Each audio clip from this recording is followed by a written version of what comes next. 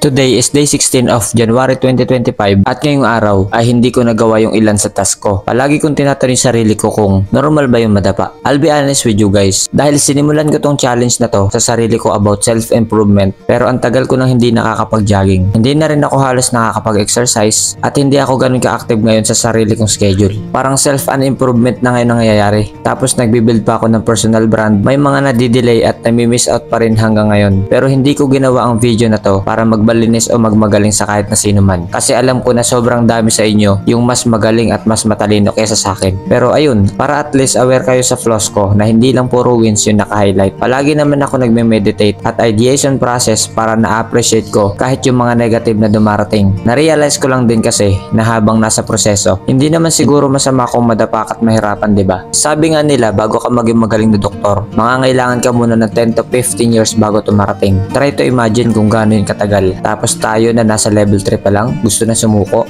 Diba? So sayang. Pero ayun, ayoko na mag-gatekeep. Basta ang araw na to ay hindi ganun ka-productive. Pero pinili ko pa rin na mag-showed up. So that's it. This is day 89 of the road to 6 figures a month. And I'll see you guys in the next video. Peace!